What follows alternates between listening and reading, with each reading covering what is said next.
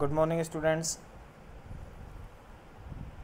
अब मैं आपको साइंस सब्जेक्ट्स में कुछ बेसिक कंसेप्ट सिखाऊंगा, क्योंकि ये मैं बार बार आपको बोल चुका हूँ कि इस 1.5 साल के अंदर जो एजुकेशन के मामले में आप लोगों ने खोया है वो शायद ही कभी आपका नुकसान हुआ होगा, क्योंकि पिछले 1.5 साल में किसी भी प्रकार से स्टडी जो है वो अच्छी तरह नहीं हो पाई है। और जब कोई ऑनलाइन पढ़ता है तो कहते हैं कि जब कोई नई चीज़ आती है तो उसको सीखने में भी टाइम लगता है। तो वही चीज़ है कि यहाँ पे जो ऑनलाइन स्टडी हो रही है तो यहाँ पे आप लोगों को मैं समझ सकता हूँ कि क्या दिक्कतें आई होंगी, लेकिन इस समय हम सबको पता है कि ये स्टडी का जो तरीका होगा वो लगभग आने वाले समय में ऑनलाइन ही चलता रहेगा। तो इसलिए एक टीचर को भी और एक स्टूडेंट को भी ऑनलाइन पढ़ाने और पढ़ने की आदत बन चुकी है। तो इसी आधार पे हम यहाँ पे आगे का सिलेबस पढ़ें उससे पहले कुछ सिलेबस है जो बेसिक कहलाता है।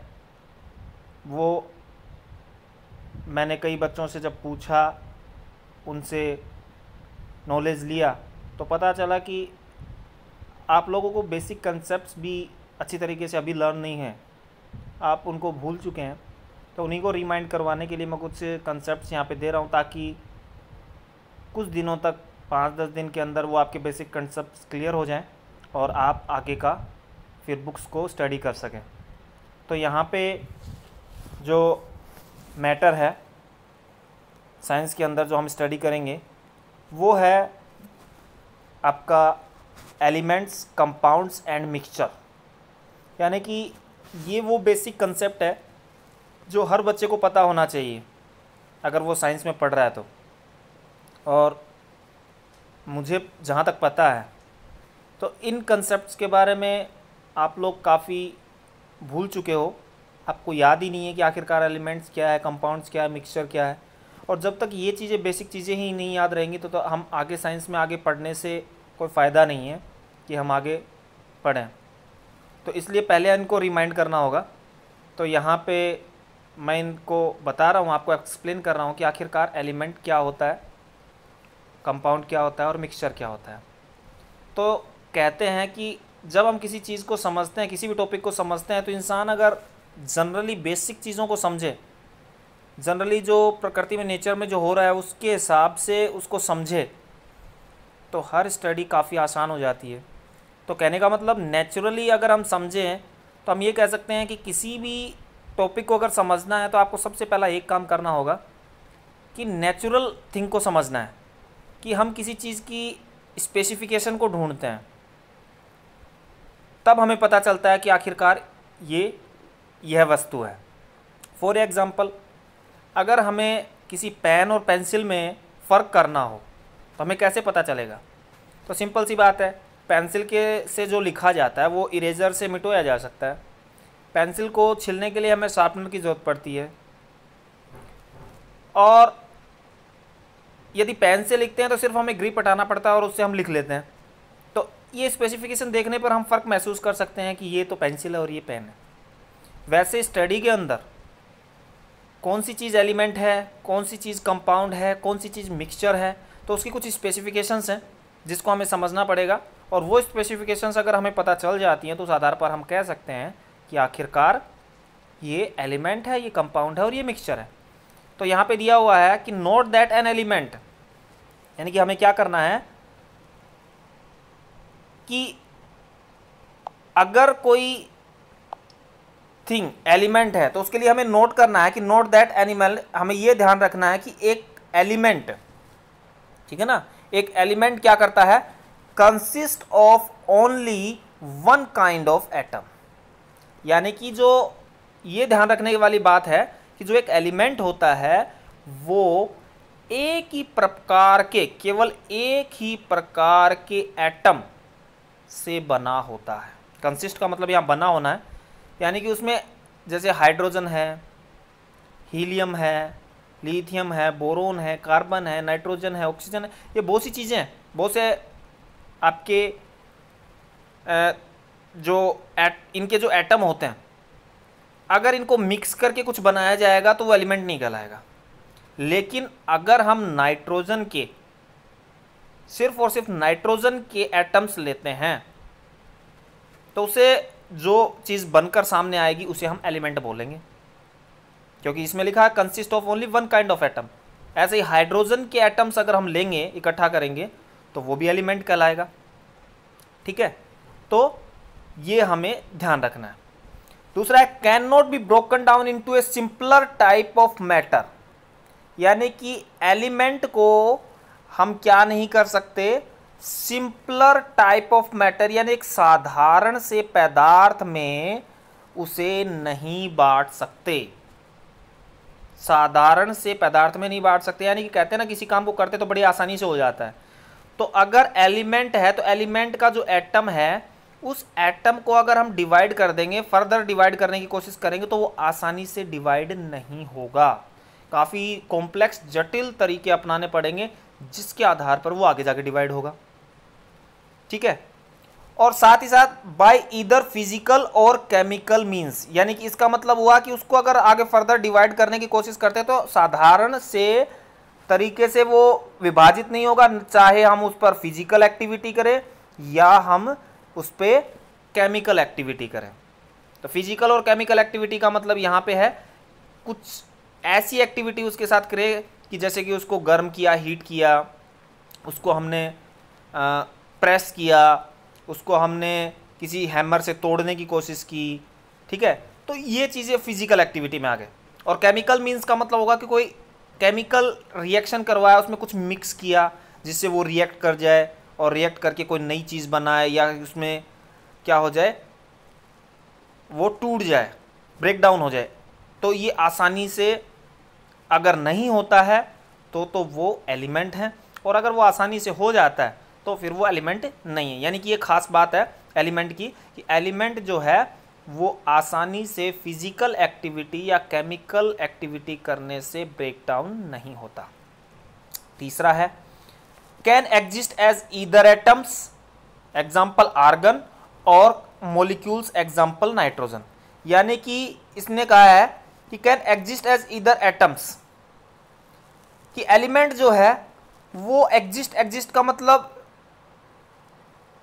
जैसे आर्गन के रूप में उसको लें और नाइट्रोजन के रूप में उसको लें, अगर एग्जाम्पल के रूप में अगर लेते हैं तो ये आर्गन के एटम्स के रूप में हो सकता है, और अगर मॉलिक्यूल्स के रूप में लें तो ये नाइट्रोजन के रूप में हो सकता है। ठीक है, एग्जाम्पल लिया है इसने कि अगर कोई एलिमेंट है और उसको आप एटम्स के रूप में लेओगे कि भाई एटम्स के रूप में अगर एलिमेंट को देखना है तो वो आर्गन एग्जाम्पल बन सकता है, और मॉलिक्यूल्स के रूप में उसको लेना है एग्जाम्पल तो हम नाइट्रोजन को इसमें देख सकते हैं। तो यानी कि ये तीन खास बातें अगर होती हैं आपके किसी भी थिंग में तो वो एलिमेंट कहला सकता है। ये तीन कैरेक्टरिस्टिक्स उसमें होनी चाहिए। अब इसमें देखो लिखा हुआ है कि जो चीज़ लिखी हुई है वो क्या है कि यहाँ पे लिखा हुआ है microscopic view of the atoms of the element argon gas phase.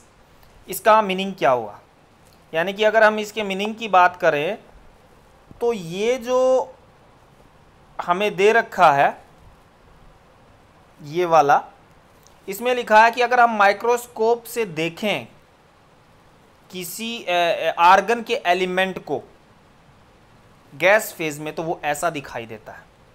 यानी कि माइक्रोस्कोपिक व्यू कैसा होगा एक एलिमेंट आर्गन का गैस के रूप में, वो दिखा रखा है। ऐसे ही यहाँ पे माइक्रोस्कोपिक व्यू जो है वो है आपका नाइट्रोजन के एलिमेंट के मॉलिक्यूल का, तो उसमें आपको दो एटम जुड़े हुए नजर आएंगे। ठीक है, ये आपको समझने वाली बात है। अब हम अगला टॉपिक में चलते हैं कि मॉलिक्यूल क्या होता है, मॉलिक्यूल की डेफिनेशन क्या होती है। भाई मॉलिक्यूल वर्ड तो हमने सुन लिया, ऐसे ही एटम होता है, जैसे कि एटम, तो the tiniest part of a thing that can not be divided further. एक सबसे सूक्ष्म पार्ट किसी भी एलिमेंट का या किसी थिंग का जिसे आगे नहीं विभाजित किया जा सके, तो वो क्या होता है, एटम होता है।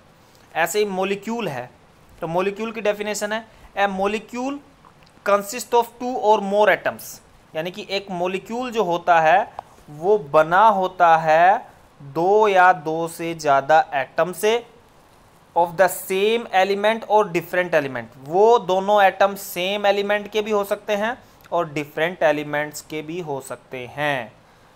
साथ ही साथ that are chemically bound together, जो कि रासायनिक तरीके से एक दूसरे से जुड़े होते हैं। ये इसकी डेफिनेशन हुई, यानी कि कोई भी 2 या 2 से ज़्यादा एटम जो एक ही प्रकार के एलिमेंट, एक ही प्रकार के एलिमेंट से मतलब मेरा यहाँ पे हाइड्रोजन, नाइट्रोजन, ऑक्सीजन, कोई भी आपका एलिमेंट है वो एक ही प्रकार का हुआ। हाइड्रोजन लिया तो सारे के 2 या 2 से ज़्यादा एटम बनेंगे, वो हाइड्रोजन के ही बनेंगे। अगर नाइट्रोजन की बात की तो वो 2 या 2 से ज़्यादा एटम बनेंगे, वो नाइट्रोजन के ही बनेंगे। ऐसे ही डिफरेंट एलिमेंट्स का मतलब अगर हमने हाइड्रोजन और ऑक्सीजन 2 अलग अलग एलिमेंट्स के एटम्स ले लिए तो वो बोले जाएंगे डिफरेंट एलिमेंट्स के। और ये जुड़े होते हैं, that are chemically bound together, जो कि रासायनिक तरीके से एक से जुड़े होते हैं, तो वो क्या कहलाएगा, मॉलिक्यूल कहलाएगा। जैसे नाइट्रोजन का एक एटम नाइट्रोजन के एक एटम से जुड़ जाता है तो वो नाइट्रोजन का मॉलिक्यूल बन जाता है। हाइड्रोजन का एक एलिमेंट एटम और हाइड्रोजन का दूसरा एलिमेंट आपस में जुड़ता है तो वो हाइड्रोजन का मॉलिक्यूल कहलाएगा। लेकिन जब हाइड्रोजन के 2 मॉलिक्यूल एटम ऑक्सीजन के एक एटम से जुड़ जाता है तो वो वाटर, पानी का मॉलिक्यूल बनाता है। तो इस तरीके से ये डिफरेंट एलिमेंट्स के जुड़ने का तरीका हो गया कि डिफरेंट एलिमेंट्स आपस में कैसे जुड़ते हैं केमिकली, और फिर वो एक नए मॉलिक्यूल का निर्माण करते हैं। ठीक है, तो note that the 2 nitrogen atoms, ये ध्यान देने वाली बात है कि 2 nitrogen atoms which comprise a nitrogen molecule move as a unit, कि जो नाइट्रोजन है, 2 नाइट्रोजन के एटम्स हैं जो कि एक नाइट्रोजन मॉलिक्यूल का निर्माण करते हैं, यानी कि एक नाइट्रोजन का एटम दूसरे नाइट्रोजन के एटम से जुड़ के एक नाइट्रोजन मॉलिक्यूल का निर्माण करते हैं, वो मूव एज ए यूनिट, वो एक यूनिट की इकाई की तरह काम करते हैं। यानी कि जो गुण नाइट्रोजन के एटम में था वही गुण नाइट्रोजन के मॉलिक्यूल में होगा, बस वो एक इकाई की तरह काम करेगा। कि यानी कि कहने का मतलब जैसे कि हम एक दीवार बनाते हैं तो कई ईंटें मिला करके एक दीवार खड़ी होती है, तो वैसे ही यहाँ पर एक नाइट्रोजन दूसरे नाइट्रोजन के एटम से जुड़ के उसने नाइट्रोजन का मॉलिक्यूल बना दिया और वो एक यूनिट की तरह काम करेगा। अब आ जाता है कंपाउंड। तो कंपाउंड क्या है, कंपाउंड में यहाँ पे आपको समझा रखा है, जैसे कि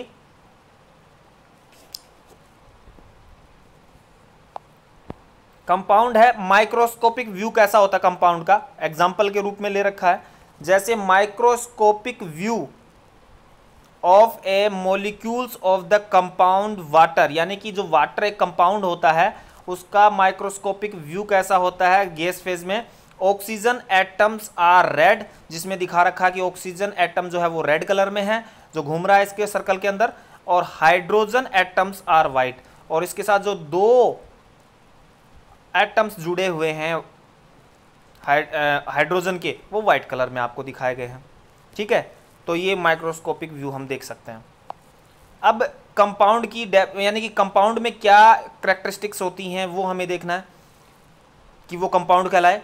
तो कंसिस्ट ऑफ एटम्स 2 और मोर, ये बना होता है, कंसिस्ट ऑफ एटम 2 और more different elements bound together, यानी कि ये 2 या 2 से ज़्यादा अलग अलग एलिमेंट के एटम से मिलकर बनता है। कंपाउंड तभी कहलाएगा, देखो अगर एक ही प्रकार के एलिमेंट्स के एटम को जोड़ा जाएगा तो वो कंपाउंड नहीं कहलाएगा। दो या दो से अधिक आपके एलिमेंट होने चाहिए और उनके एटम्स आपस में जुड़ने चाहिए। तो वो जब जुड़ेंगे केमिकली तो उससे क्या बनेगा, कंपाउंड बनेगा। जैसे कि एग्जांपल ऊपर दे रखा है, हाइड्रोजन के दो एटम और ऑक्सीजन का एक एटम जब आपस में, ये दोनों अलग अलग है, हाइड्रोजन और ऑक्सीजन अलग अलग एलिमेंट है, ये आपस में जब जुड़े हैं तो इन्होंने कंपाउंड का निर्माण किया है। अगली विशेषता क्या होगी, can be broken down into a simpler type of matter elements by chemically means but not by physically means. यानी कि कहने का मतलब है कि जो कंपाउंड होगा उसको बड़े आसानी से एलिमेंट्स में बदला जा सकता है रासायनिक तरीके से, लेकिन उसको फिजिकली तरीके से नहीं बदला जा सकता। यानी कि कोई क्रिया करवा के किसी भी तरीके से हम क्या कर सकते हैं, उसको अलग अलग कर सकते हैं, दोनों एलिमेंट्स को अलग अलग, दोनों या तीनों एलिमेंट्स को अलग अलग कर सकते हैं, लेकिन फिजिकली अगर उसको डिवाइड करने की कोशिश करेंगे तो वो नहीं होगा। ये कैरेक्टरिस्टिक होती है कंपाउंड के अंदर। अगला है has properties that are different from its component elements and. इसकी प्रॉपर्टीज जो होती है, इसके जो गुण होते हैं वो बिल्कुल अलग होते हैं जो इट्स कंपोनेंट एलिमेंट्स, जो इसको बनाने में एलिमेंट्स यूज़ किए गए हैं। यानी कि आपने वाटर जब बनाया तो आपने हाइड्रोजन को इस्तेमाल किया, हाइड्रोजन के दो एटम लिए और ऑक्सीजन का एक एटम लिया, तो ऑक्सीजन के कैरेक्टरिस्टिक्स प्रॉपर्टीज़ अलग हैं, हाइड्रोजन की प्रॉपर्टीज़ अलग हैं, और इनके मिलने से जो वाटर बना है उनकी प्रॉपर्टीज़ अलग होगी। ये खास बात है कंपाउंड के अंदर। और always contains the same ratio of its component atoms, और ये हमेशा सेम रेशियो होता है, समान अनुपात रहता है इनके कंपोनेंट्स में, एटम्स में, चाहे इसको कितना ही आगे बढ़ा लो। यदि हम एक मॉलिक्यूल की बात करते हैं, जैसे कि वाटर के एक मॉलिक्यूल की बात करेंगे, वाटर जो आपका कंपाउंड है उसके एक मॉलिक्यूल की बात करेंगे, तो यहाँ पर हम देखते हैं कि हाइड्रोजन के दो एटम और ऑक्सीजन का एक एटम मिलकर बना है। तो इसमें कितने भी मॉलिक्यूल आप जोड़ लीजिए वाटर में, सब में रेशियो यही रहेगा कि हाइड्रोजन के दो एटम रहेंगे और ऑक्सीजन का एक एटम रहेगा। तो इस तरीके से ये कंपाउंड की कैरेक्टरिस्टिक्स होंगी जिसके आधार पर हम कह सकते हैं कि ये क्या है, कंपाउंड है। अब आ जाता है तीसरा, मिक्सचर। तो मिक्सचर में हम देखें तो मिक्सचर का सबसे पहले माइक्रोस्कोपिक व्यू कैसा होगा वो समझने की ज़रूरत है। तो यहाँ पे इसका माइक्रोस्कोपिक व्यू जो है वो देखिए क्या है कि microscopic view of A gases mixture, जैसे कई गैसों को हम मिक्स करते हैं, जैसे कि उसमें कंटेनिंग टू एलिमेंट्स, उसमें दो एलिमेंट ले लेते हैं आर्गन एंड नाइट्रोजन, एंड एक कंपाउंड और एक कंपाउंड ले लेते हैं जैसे कि वाटर। तो उसका माइक्रोस्कोपिक व्यू जो होगा वो इस प्रकार से होगा कि उसमें आपको ब्लू भी दिख रहा है, रेड, वाइट, ग्रीन सब नज़र आ रहे हैं, क्योंकि मिक्सचर का वास्तविक मतलब होता है, इसका कोई रेशियो नहीं होता मिक्स करने में, इसका कोई भी रेशियो नहीं होता, इसको आप कैसे भी मिला सकते हैं। जैसे कि कंपाउंड तो एक ऐसा है कि जैसे कि एग्जाम्पल जनरली अगर हम समझें तो अगर आपको एक मिठाई वाले को मिठाई बनानी होती है तो उसमें वो चीनी भी सही मात्रा में डालेगा और उसमें पानी भी सही मात्रा में डालेगा और उसकी गैस की फ्लेम जो होगी वो हीट भी एक सही मात्रा में इस्तेमाल करेगा और उसमें और भी इंग्रेडिएंट्स जो होंगे जो मिलाए जाएंगे वो भी सही रेशियो में मिलाएगा। अगर उसने उसमें कुछ भी गड़बड़ी करता है तो फिर वो मिठाई उतनी अच्छी नहीं बन सकती जितनी अच्छी वो बननी चाहिए। तो सेम वैसे ही अगर हम बात करें कंपाउंड की, तो कंपाउंड में भी एक फिक्स रेशियो होता है, जब वो उसी रेशियो में जब वो आपस में जुड़ता है तो वो कंपाउंड बनता है। लेकिन मिक्सचर क्या होता है, मिक्सचर का मतलब एग्जांपल के तौर पे हम कुछ भी मिला दें, कितना भी मिला दें, कम ज़्यादा करके, उसका कोई रेशियो नहीं है, तो वो आपका एक मिक्सचर हो जाता है जिससे कोई नया चीज़ कुछ नहीं बनने वाली, बस वो मिक्स हो जाती है। तो यहाँ पे वही चीज़ है कि नोट दैट ए मिक्सचर, हमें ध्यान रखना है कि वो मिक्सचर कब कहलाएगा, वो कब कहलाएगा, वो कहलाएगा तब जब कंसिस्ट ऑफ टू और मोर डिफरेंट एलिमेंट्स एंड और कंपाउंड्स फिजिकली इंटरमिंगल्ड। इसका मतलब ये हुआ कि जब दो या दो से ज़्यादा अलग अलग प्रकार के एलिमेंट या कंपाउंड को केमिकली मिक्स नहीं किया जाता, फिजिकली मिला दिया जाता है। फिजिकली मिलाने का मतलब मनमर्जी उसको मिला दिया। जैसे पानी में आपने शाही मिला दी, फिजिकली मिला दिया, वाटर में शाही मिलाई तो वो कलर कैसा हो गया, शाही जैसा हो गया उस वाटर का, तो ये क्या कहलाएगा, कि मिक्सचर कहलाएगा और कुछ नहीं कहलाएगा। फिर अगला आ जाता है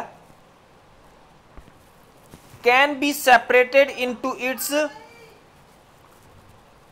can be separated into its component by physical means.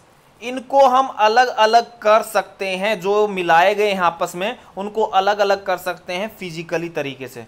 जैसे कि हम घर में क्या करते हैं, अगर कोई चीज़ में कंकड़ पड़ जाए तो उसको छान लेते हैं, तो कंकड़ अलग हो जाएगा और वो छन के वो वस्तु बाहर आ जाएगी। तो ये फिजिकली क्या हो जाएगा, अलग अलग किया जा सकता है।